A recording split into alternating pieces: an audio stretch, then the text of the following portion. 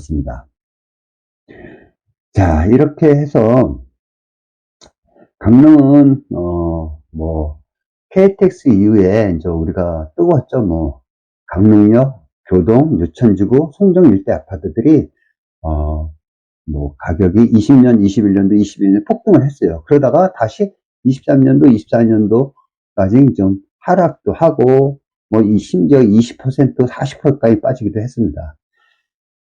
거기서 보면, 강릉에, 59평방미터짜리 보면, 21년도에 3억 2천까지 거래를 최고점을 찍었었죠. 그러다가 24년도에는 2억 2천까지 약 1억 정도 빠지기도 했어요. 근데 여러분, 이 부동산이 2015년대는 과연 얼마였을까요? 1억대 중반이었습니다. 그래서 이렇게 우리가 2015년도 생각하면, 지금 2억 중반이라 하더라도 얼마요? 1억이라는 가격이 올랐습니다. 그 다음, 또 유천지구의 모 아파트 84평방미터도 21년도에는 5억 이상 갔었거든요. 근데 24년도에 3억 6천, 이 정도 3억 중반, 4억까지도 빠진 게 있었어요. 이렇게 이제 등락폭이 20년도, 21년도에는 계속 오르다가,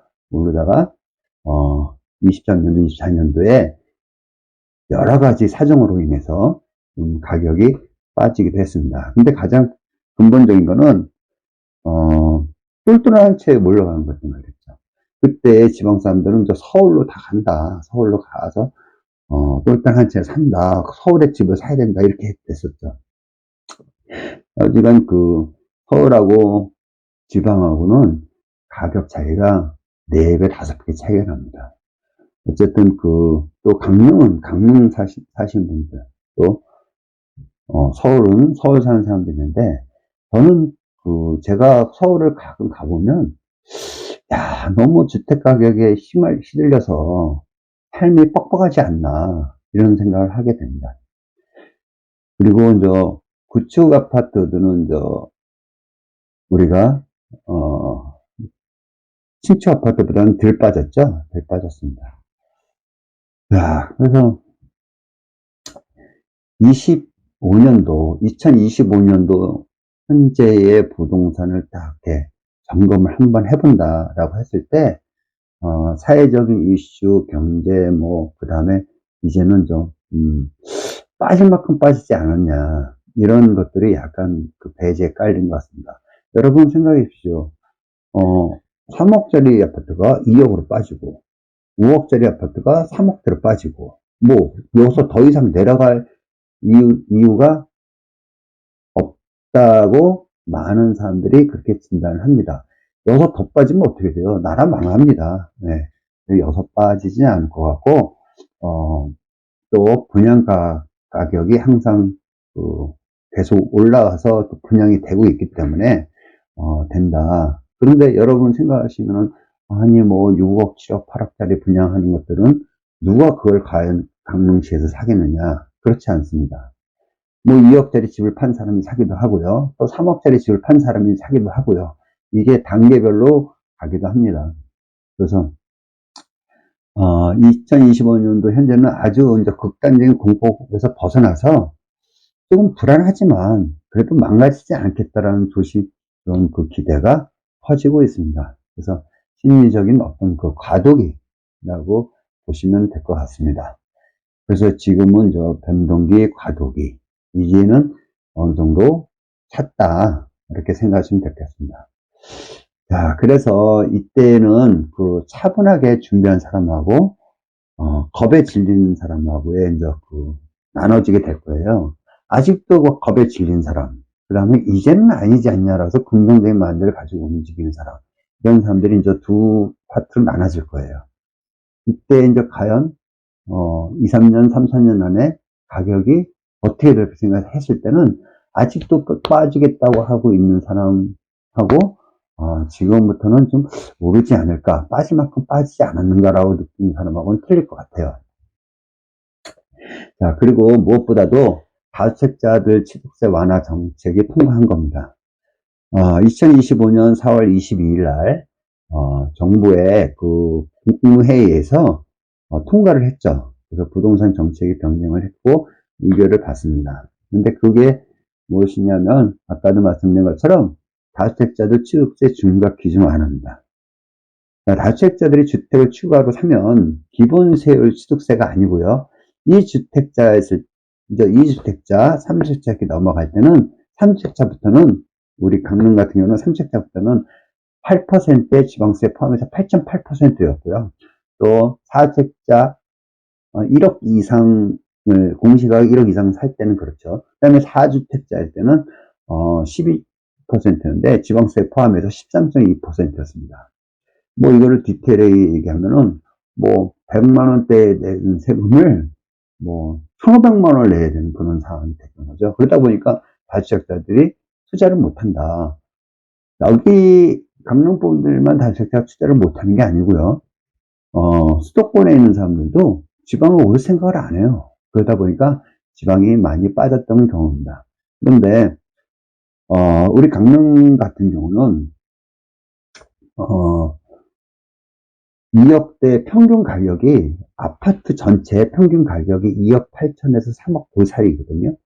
그러면 2억 8천대의 그 아파트들은 대부분이 공시가격 2억 미만입니다. 그렇다고 우리가 통계를 봤을 때 강릉은 약 70%가 공시가격 2억 미만의 주택들이 70%를 차지하고 있습니다. 그런 것들이 이렇게 되다 보니까 수도권 그 대상이 아니거든요. 서울, 경기도, 인천은 공시가 2억 미만이 해당이 없어요. 근데 그 세 군데를 빼고 서울, 경기도, 인천 빼고 전국의 모든 주택들은 이번에 국무회의를 통해서 시행령을 통해서 아마 4월 말 5월 초쯤이면 이제 공포를 할 것 같은데 그렇게 되면은 지금의 투자가들이 집을 살려고 또 수도권에 보다는 지방에 좀 투자를 하려는 것들이 많은데 특히 우리 강릉 같은 데는 70% 정도가 공시가 2억 미만의 주택들이 많기 때문에 이런 것들이 이제 다주택자들이 투자할 그 물건들이 생겼다 이렇게 생각하시면 될 것 같습니다. 그러면 여러분 생각해 보십시오. 그러면은 투자가들이 집을 사게 되면 거래량이 늘어나고 거래량이 늘어나면 가격이 올라갈 것 같습니다. 자, 그래서 그 강릉시 전체 아파트 평균 가격이 2억 8천입니다. 그래서 다시 말씀드리면 공시가격 2억 미만의 아파트가 추정하건대 약 70% 이상 나타나고 있고요. 교동의 모 아파트가 20평대인데요. 공시가격은 약 1억 6천에서 1억 7천 정도 합니다. 그리고 홍제동의 모 아파트도 25평대의 아파트가 공시가격 1억 8천, 1억 9천 정도 하거든요. 그리고 포남동의 모 아파트도 1억 7천대입니다. 그 이런 매물들이 이제 다주택자들이 추가 매수하더라도 8%, 12%, 8.8%, 12, 13.2%의 이제 시동력세를 안 내기 때문에 좀 잘 그 부동산을 매입하는데 좀 잘 덤비지 않을까 이렇게 생각하고요. 수도권 역시 우리 강원도 내에서도 바닷가에 있는 강릉이 요즘 계속 핫하잖아요. 그래서 뭐 지하철 KTX를 타도 뭐 금요일날 토요일날 자리가 없더라고요. 저도 그래서 그다음에 이제 부산에서 철도가 또 올라오면서 우리 강릉역이 핫해지고 있다는 것을 알 수 있을 것 같습니다. 어쨌든 그 다주택자들이 부담이 줄어들어서 접근하기 좋고 또 매수하기도 좋은 시대가 오지 않았나 이렇게 생각합니다. 그래서 결론적으로 말씀드리면 우리가 침체기에서 회복기에 들어가는 중간 단계의 혼란기에 있지 않나 이렇게 생각합니다. 그래서 혼란과 기대가 교차하는 심리적 과도기라고 생각합니다. 그래서 여기에 이제 취득세 완화가 더해지면서 공시가격 미만 주택들은 특히 강릉 같은 지역의 저가 매물 거래 회복이 빨라질 가능성이 있다 이렇게 생각을 하고요. 또 그런데 6월 3일까지 대통령 선거가 있죠. 그때까지는 또 지켜보겠죠. 뭐 이쪽이 되느냐 저쪽이 되느냐 이렇게 따라서 앞으로 정책도 많이 또 바뀔 것 같습니다. 자, 아무쪼록 오늘 말씀드린 거는 그만큼 빠진 만큼 빠졌고, 또 부동산 외에 무돈 물가들은 다 상승했습니다. 그래서 여러분 이제 보시면 저는 이렇게 생각해요. 모든 물가들이 다 올랐고, 신축 아파트도 분양가가 올랐고, 근데 이제 신축 아파트 분양가는 더 오를 전망이고, 그 다음에 이제 구축 아파트들이 좀 그동안 많이 빠지지 않았나. 특히, 지방에 있는 부동산들이 빠지지 않았나, 이렇게 생각합니다. 근데 이게 그렇게 빠졌던 구축 아파트도 이제는 환경이 좀 상승을 시키는 그런 그 사이클에 거의 오지 않았나 생각합니다. 그리고 여러분, 부동산은 숫자보다는 심리입니다. 심리를 읽는 사람이 시장을 읽을 수 있고요. 시장을 잡을 수 있습니다. 그래서 여러분 오늘 영상이 여러분한테 좀 도움이 되었으면 합니다. 감사합니다.